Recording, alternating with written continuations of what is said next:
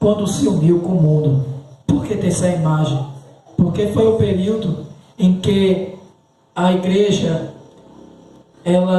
houve um acréscimo muito grande de pessoas por causa de alguma articulação política. O que é articulação política? Um político chegou e disse: olha, vai ser assim, e as pessoas quis o benefício e colocou. Por isso que tem essa multidão de pessoas aí. E esse nome XP foi a visão que Constantino teve. Foi o símbolo que falava: sobre esse símbolo vencerás. Sobre esse você vai vencer. E o XP aqui quer dizer o quê? Eles usavam esse símbolo nas bandeiras. As guerras antigamente não tinha armas de fogo, e cada cavalaria usava uma bandeira do seu povo. Constantino usava a bandeira com o nome XP, que representava Jesus Cristo em grego. O X é a primeira letra do nome Jesus e P quer dizer Cristo. XP. Eles usavam isso e mais uma cruz. Essa foi a imagem que eles faziam.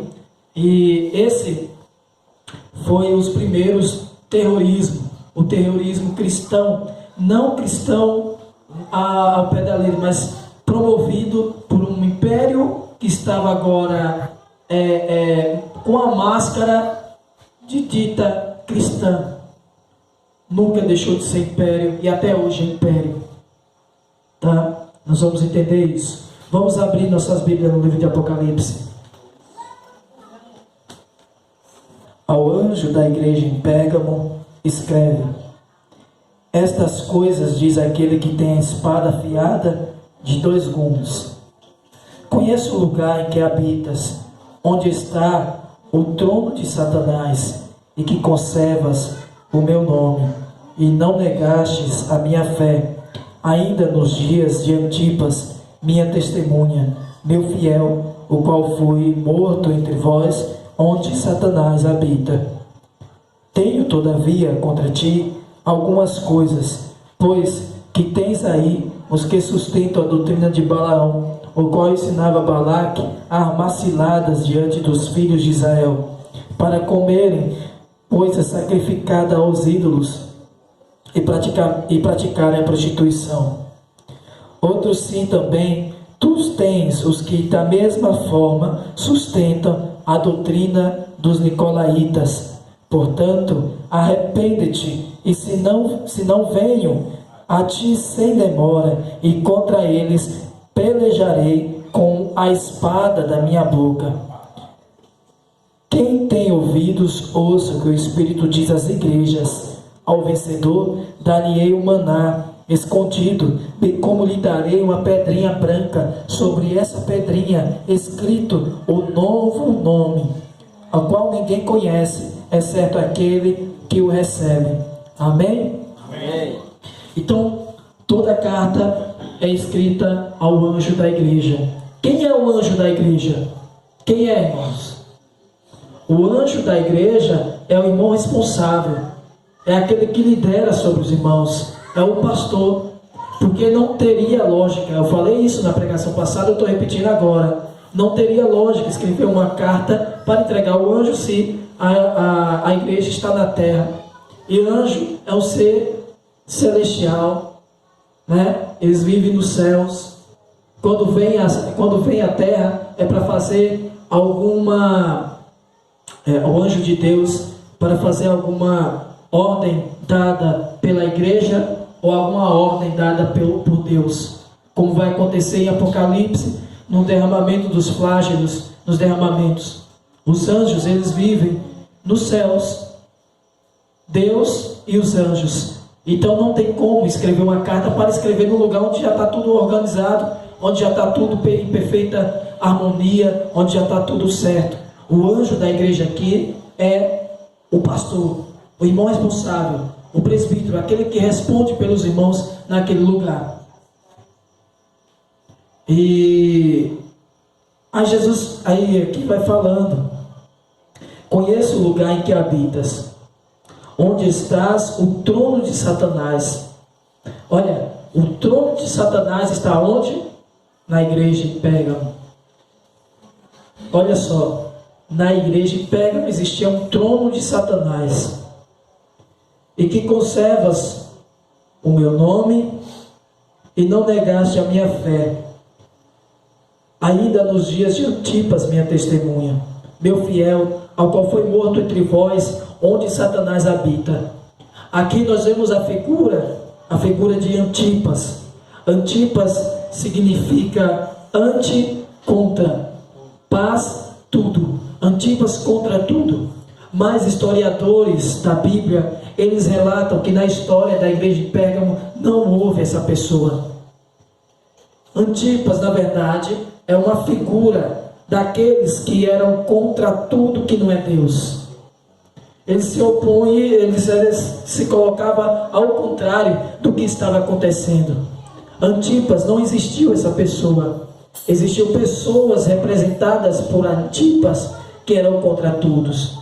Ainda hoje nós podemos ser contra tudo numa era do meio, onde há um meio de comunicação muito forte, as igrejas televisivas neopentecostais que pregam enriquecimento material, onde há profetas, falsos profetas, dizendo eles serem Jesus Cristo, ou falar de Deus, ou o nome de Jesus. Se você não... E essas coisas acontecem dentro do ambiente social chamado igreja. E se você não estiver conhecendo a palavra de Deus, por isso que nós, aqui na vida da igreja, te falamos, se você não sabe ler, preste atenção nas mensagens. Se você não sabe ler, baixe audiobook no celular. Quase todo mundo hoje tem celular. Se você não sabe ler, é para ouvir que vem a fé. Agora, você que sabe ler, procure ter uma disciplina, por mais que seja mínima, de ler a Bíblia, de estar anotando as pregações, de estar vendo, sempre procurando estar aprendendo mais, para que você não seja enganado e se torne também um Antipas. Nós, como Antipas, nós não somos a favor dos falsos profetas. Nós, como Antipas, nós não somos a favor de tudo aquilo que é contra a palavra de Deus. Temos que ser os Antipas do tempo moderno. A igreja de Pérgamo não existe mais porque houve Tiatira, que foi a evolução da igreja em Pérgamo. Que vão ficar 4 modelos de igreja até a volta do Senhor. Mas a experiência espiritual existe. E o que o Espírito de Deus está clamando para nós nesta noite é que venhamos a ser Antipas. Amém. Cuidado, seja contra aquilo que não é Deus. Seja contra. E tem muitas coisas por aí.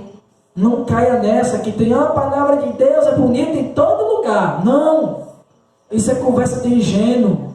Isso é conversa de quem não sabe.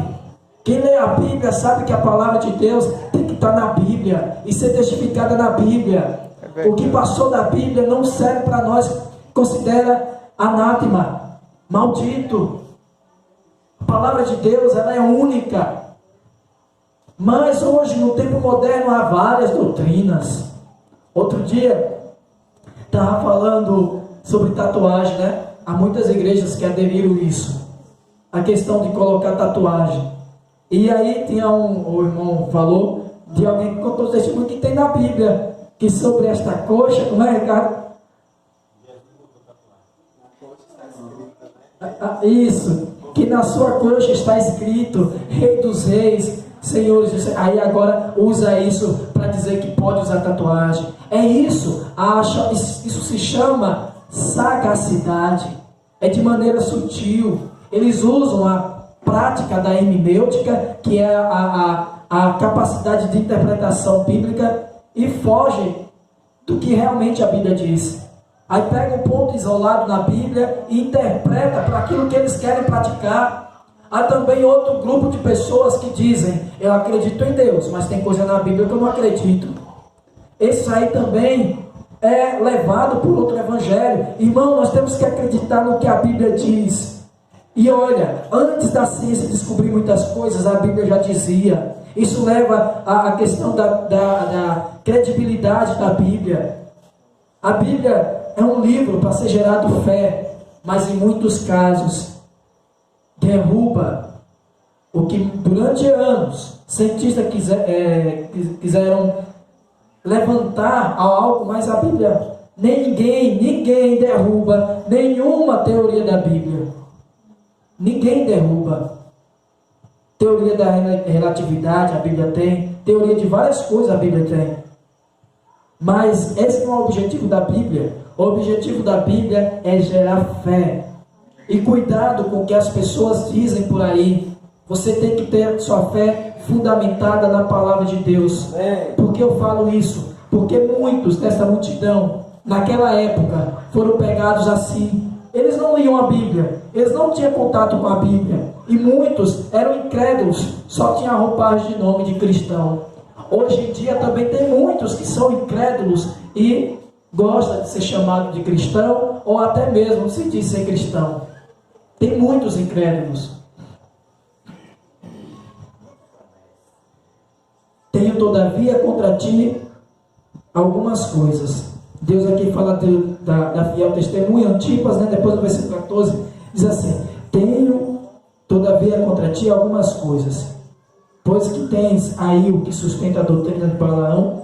Balaão foi um profeta que a princípio parecia ser de Deus, mas depois virou a casaca. Pesquise na história do Antigo Testamento quem foi Balaão. Foi assim que aconteceu. Porque traz essa figura de Balaão? Porque enquanto estava no período de Esmina, a igreja era pura. A igreja, no aspecto social, as pessoas eram puras, não tinha maldade, eles estavam ali pela fé genuína, até porque estavam correndo risco de vida. Na igreja em Pérgamo, veio uma aliança política que agora diz que todos aqueles que se tornarem cristãos iam ter benefícios. Então hoje houve uma junção do mundo com a igreja, e aí trouxe muitas práticas pagãs. Aí foi o início da institucionalização da Igreja Católica no século IV depois de Cristo. Eu falo isso porque a verdade tem que ser dita. Outra coisa, se misturou, e muitas coisas que você vê hoje no Império Romano, disfarçado de religião, é paganismo, é mistura e confusão. Olha, Balaão era um profeta de Deus, depois virou a casaca, não foi? Virou de lado. Igreja Esmina de Deus, mas depois que houve a mistura, os que queriam praticar a verdade genuína, eles se afastaram das grandes civilizações, das grandes sociedades para praticar a palavra. Alguns grupos que historiadores vão dizer, como os anabatistas, os valdenses, entre outros, eles foram para lugares distantes da cidade grande para preservar a pura palavra de Deus. Porque todos aqueles que se opunham, por mais que falasse de Jesus Cristo, eram considerados hereges. Eles eram considerados pessoas que eram contra a palavra, contra o sistema da igreja. Então eles mereciam ser o quê? Mortos, martirizados. E aí tem algo errado, o cristão martirizando o cristão. Quem é o verdadeiro cristão? E esse ódio que alguns têm, eu não gosto de crente, já nasceu aí, nessa época. Olha o que é importante da história aí. Nasceu aí porque não gosta de crente, não gosta da palavra, entre as coisas. E vem outra coisa também aqui, os nicolaítas, falado aqui. O que era a prática dos nicolaítas? Na igreja primitiva não existia clero e leigos. O que é esse sistema de clero e leigos? O sistema de clero e leigos é quando havia um grupo sacerdotal que atendia a questão espiritual e tinha uma autoridade máxima. Os leigos, eles trabalhavam, davam dízimo, pagavam indulgência, faziam tudo o que os sacerdotes diziam. Quando eles chegavam no templo que eles criaram, existia um lugar bem alto, e ficava bem divididas as classes dentro da igreja. Que eram sacerdotes sentavam ali, que eram simplesmente frequentadores daquele templo sentavam acolá. E isso foi uma prática que foi instituída pelos romanos. Porque na igreja primitiva não existia isso. Os irmãos responsáveis, Tiago, Pedro, entre eles viviam em comum. Havia o reconhecimento de liderança porque os irmãos estavam antenados com a questão espiritual e de vida espiritual. Mas não existia uma questão imposta. O que a igreja em Pérgamo trouxe foi a questão de imposição. Se um frequentador não tivesse praticando alguma coisa, às vezes ficavam de castigo, faziam um monte de coisa. Isso é o sistema clero, que depois da reforma protestante, que foi muito tempo mais para frente, representada pela igreja de Sardes, ainda há uma herança disso. Sabe, quando você vai num templo cristão e há ali a separação dos sacerdotes com os membros, que quem só faz as coisas são os sacerdotes, e os membros só é para ofertar, para dar o dízimo e para dizer glória a Deus, aleluia. Isso é um sistema dos nicolaítas e Deus não se agrada. Deus quer uma nação de sacerdotes. Deus quer que todos sirvam, que todos arregassem a manga e sirvam. Não é algo especial para um grupo específico, é para todos.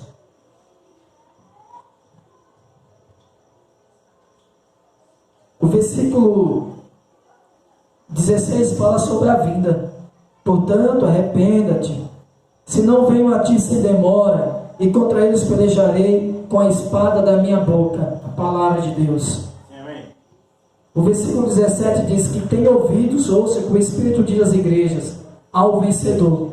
Até mesmo na condição da igreja em Pérgamo, que estava onde tinha o trono de Satanás, ainda havia vencedor. Sabe por quê? Porque para você ser vencedor e eu ser vencedor, é uma questão individual.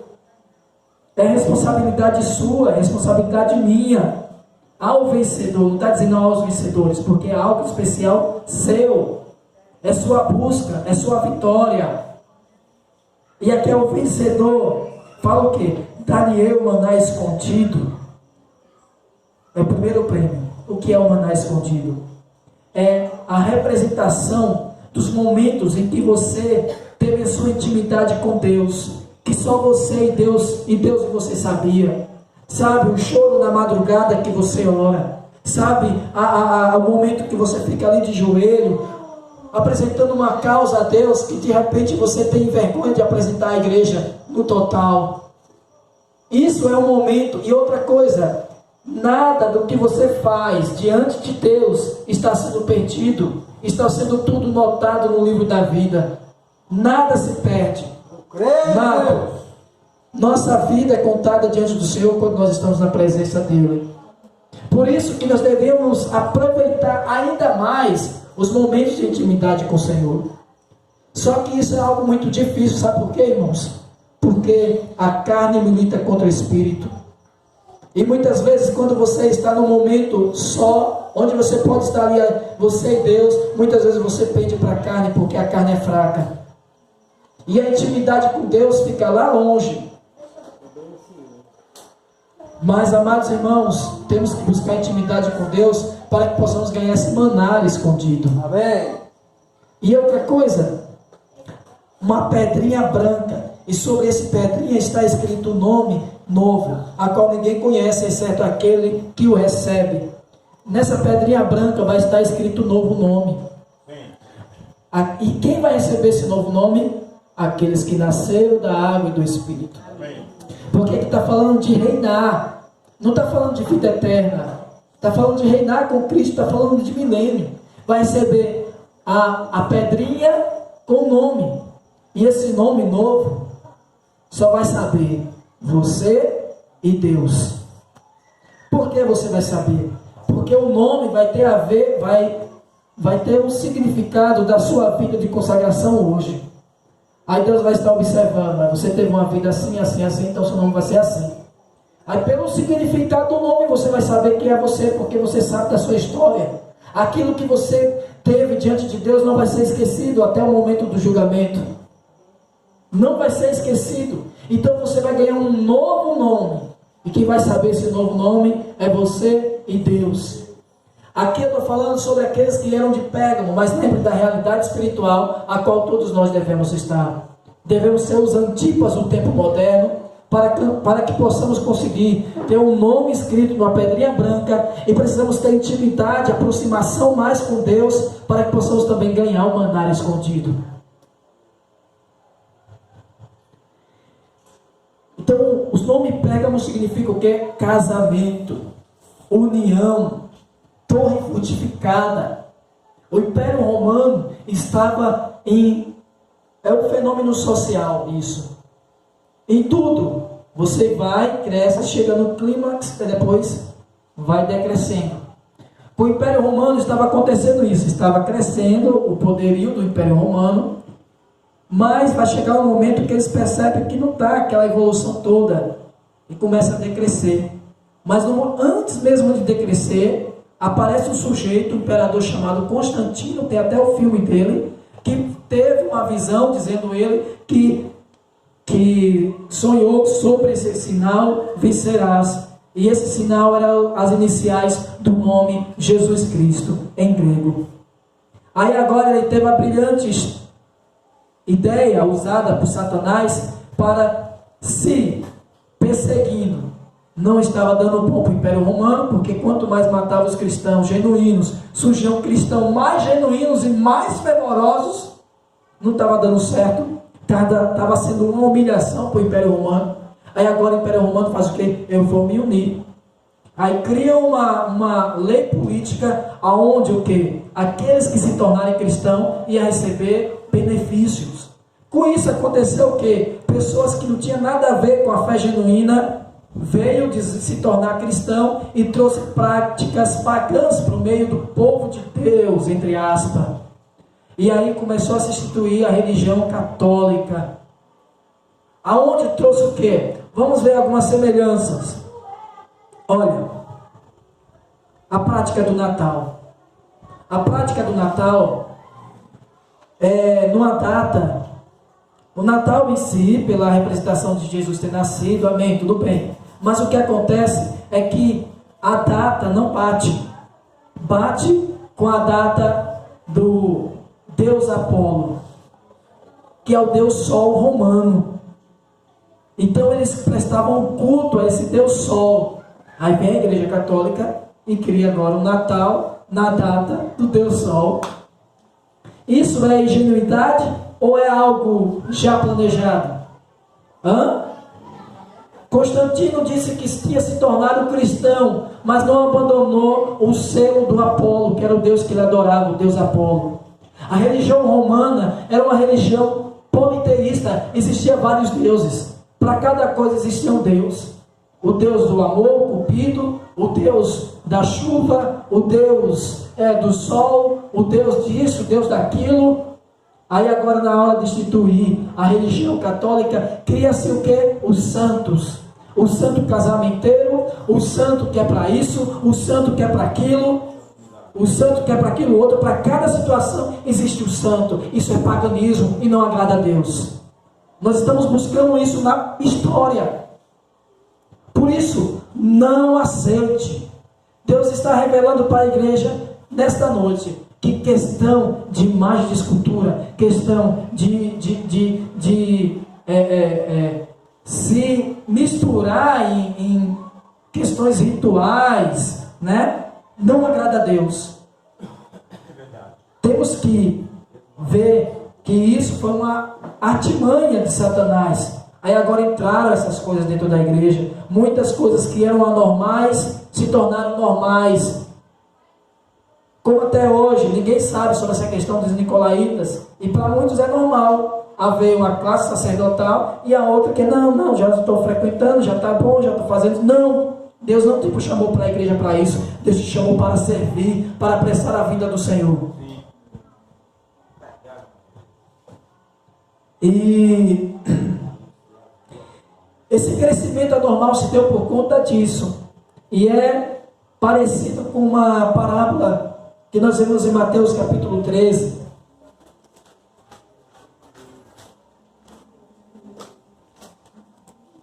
Mateus capítulo 13, o versículo 31 a 32. Parábola do grão de mostarda. Eu vou ler por causa do tempo, me perdoe aí, irmãos.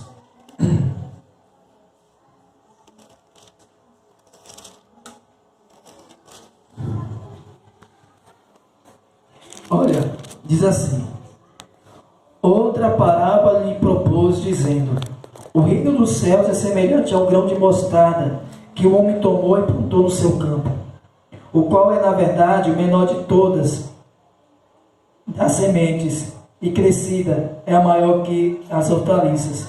E se fez uma árvore, de modo que as aves do céu venham alinhar-se nos seus ramos. Eu pergunto: a mostarda faz crescer uma árvore? Quem já viu o pé de mostarda? É uma árvore de tronco frondoso? Não. Houve algo anormal. Isso representa o período lá de Apocalipse. Todo crescimento anormal. Nós poderíamos chegar assim na vida da igreja: olha, vocês vão, por exemplo, um dos momentos mais importantes é a hora da ceia. Por exemplo, quem acha que beber não é pecado e bebe sem pesar na consciência e toma ceia, está trazendo maldição para si. Quem